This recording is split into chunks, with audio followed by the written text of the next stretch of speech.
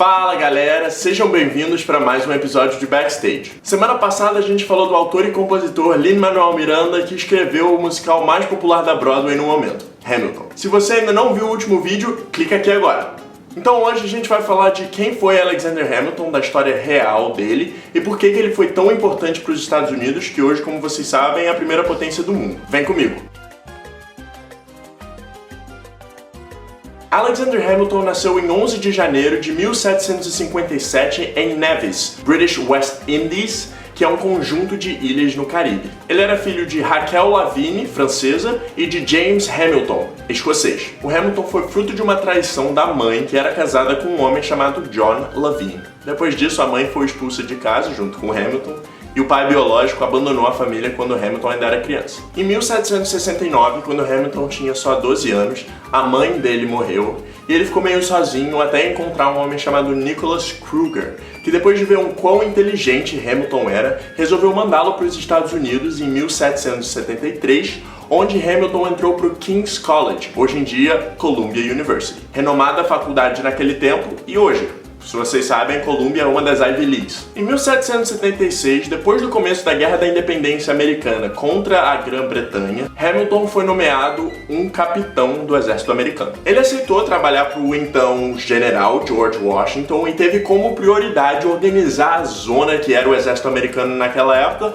obviamente comparado com o britânico, que era o número 1 no mundo. Vocês sabem como terminou. Os Estados Unidos ganharam, claro, tá aí, independente agora. Em 1780, Hamilton teve um pouco de felicidade e se casou com Elizabeth Schuyler, filha do poderoso Philip Schuyler. E durante a maioria do tempo o casamento foi saudável, mesmo que às vezes Hamilton pensasse um pouco na irmã de Elizabeth, chamada Angélica, que na verdade foi quem apresentou Hamilton a Elizabeth. Depois de se tornar independente, o país estava um pouco fraco e confuso porque estava sem o apoio da Grã-Bretanha. Hamilton resolveu que as soluções para os Estados Unidos eram criar um governo central e também uma moeda mais estável para o país. Embora Hamilton não tenha sido uma influência tão grande assim na hora de escrever a Constituição americana, ele foi essencial na hora de defender ela perante o Congresso. Para fazer isso, Hamilton, John Jay e James Madison escreveram uma série de redações chamada The Federalist. Essa série incluía 85 redações. Hamilton sozinho escreveu 51. Em 1789, Hamilton foi escolhido por George Washington, agora presidente, como secretário do Tesouro Nacional, onde ele inventou uma política monetária que com certeza ajudou os Estados Unidos a não falirem após a independência. Alguns pontos importantes dessa política foi fazer com que o governo federal assumisse dívidas estatais e também a criação de um mecanismo de coleta de taxas. Durante esse tempo, como secretário do Tesouro Nacional, Hamilton teve várias de suas ideias combatidas por Thomas Jefferson. Hamilton queria o governo central, Jefferson não. Thomas Jefferson queria que os Estados Unidos apoiassem a França, Hamilton queria que apoiassem a Grã-Bretanha, e assim por diante. Aliás, esse episódio da Grã-Bretanha contra a França, resolvendo quem os Estados Unidos iam apoiar, é feito no musical em forma de rap battle, que é uma batalha de rap. E eu vou te falar, é genial. Mais sobre o musical semana que vem.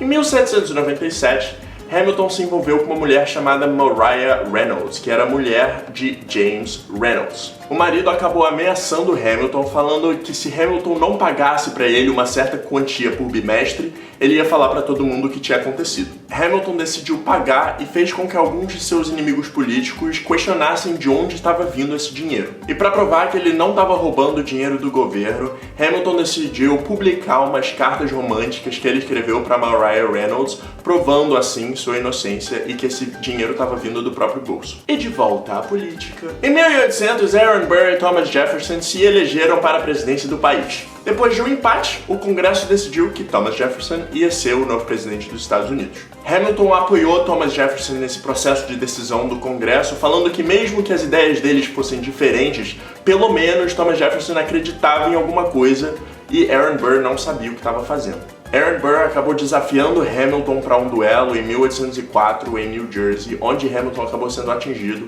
e morreu no dia seguinte no hospital. Eu sei que parece que esse Aaron Burr é um pouco cabeça quente, mas eu vou explicar o porquê mais desse desafio quando eu falar do musical semana que vem. Então é isso, pessoal. Se você gostou do vídeo, não se esqueça de dar um like aqui embaixo e de se inscrever para não perder quando o vídeo sair semana que vem, que é quando eu vou aplicar toda essa história que eu acabei de falar para um musical que provavelmente vai ganhar todos os Tonys da Broadway desse ano. Curte também a minha página no Facebook para ficar por dentro de tudo que eu falo aqui no canal. A gente se vê semana que vem. Até lá. Valeu!